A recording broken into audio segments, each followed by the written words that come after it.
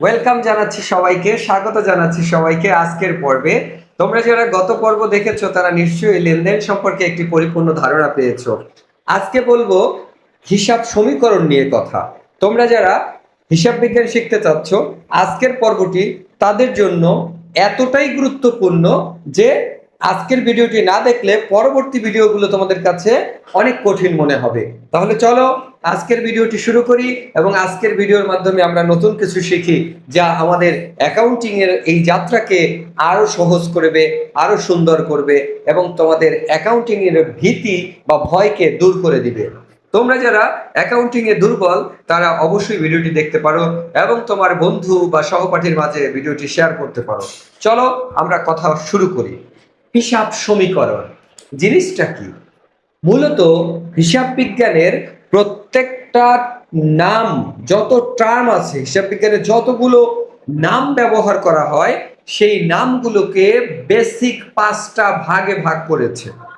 আমি আবারও বলেছি, বেসিক 5টা ভাগে ভাগ করেছে।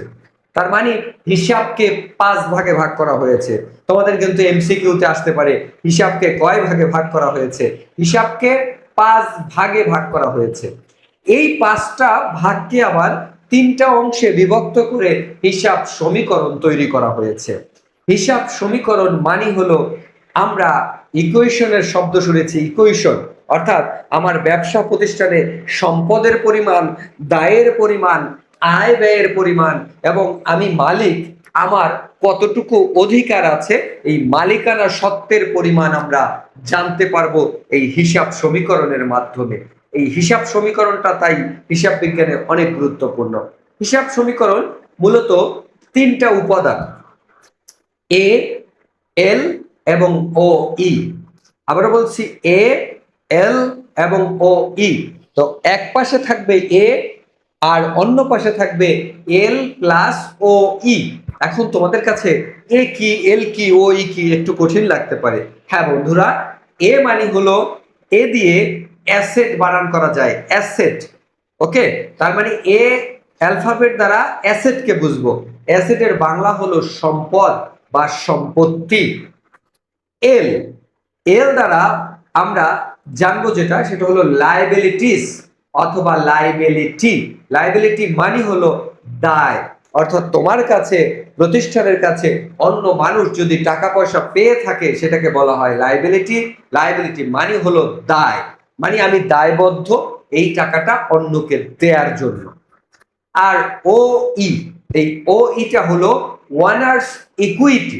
ওয়ানার্স মানে মালিক, ইকুইটি মানে হলো সত্ত্ব, তাহলে মালিকানা সত্ত্ব, ওয়ানার্স ইকুইটি। এখন আমি তো বললাম 5টা, এখন এখানে বলছি 3টা। হ্যাঁ বন্ধুরা, এই 3টার মধ্যেই আরো 2টা লুকিয়ে আছে। তার মানে মালিকানা সত্ত্বের মধ্যে আয় এবং ব্যয় লুকিয়ে আছে। তাহলে 5টা হয়ে যায়। সম্পদ, দায় 2টা আলাদা, মালিকানা সত্ত্ব এবং এই মালিকানা সত্ত্বের মধ্যে আয় এবং ব্যয় লুকিয়ে আছে। তার মানে মালিকানা সত্ত্বটা আয় এবং ব্যয়কে নিয়ে তৈরি। তার মানে আয়, ব্যয়, মালিকানা সত্ত্ব একটা অংশ, আর এদিকে সম্পদ এবং দায় একটা অংশ। মোট 5টি হিসাব। তাহলে আমরা আবার বলি, হিসাব 5টা কি কি?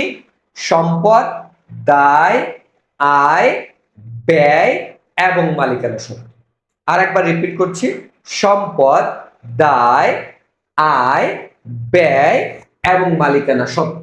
আশা করি তোমরা হিসাবের যে 5টি নাম, এই 5টি নামকে আজকের ভিডিওতে শিখতে পেরেছো এবং হিসাব সমীকরণের 3টি উপাদান এ, এল এবং ও ই, এই 3টা সম্পর্কে একটু ধারণা পেয়েছো। এবার আসি, এই হিসাব সমীকরণটাকে একটু বর্ধিত করা যায়, একটু বড় করা যায়। সেই বড় করতে গেলে এ এবং এল নো চেঞ্জ, এ এবং এল ফিক্সড, শুধুমাত্র ও ই এই উপাদানটা চেঞ্জ হবে। ও এর মধ্যে কি কি চেঞ্জ হবে তোমরা একটু খাতায় নোট ডাউন করতে পারো।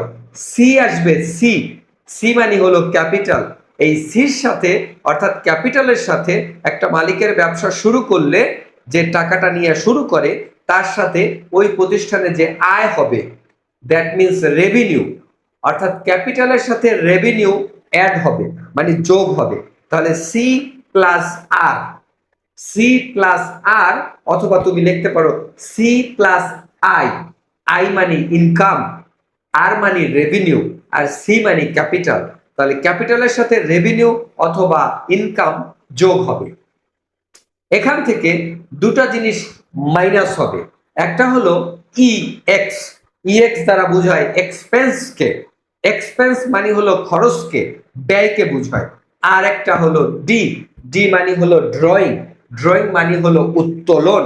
তাহলে মালিক প্রতিষ্ঠান থেকে যদি কোনো কিছু নিয়ে যায় এবং মালিক যদি কোনো ব্যয় করে মানে খরচ করে, এই দুটা জিনিসকে এখান থেকে বাদ দিতে হবে।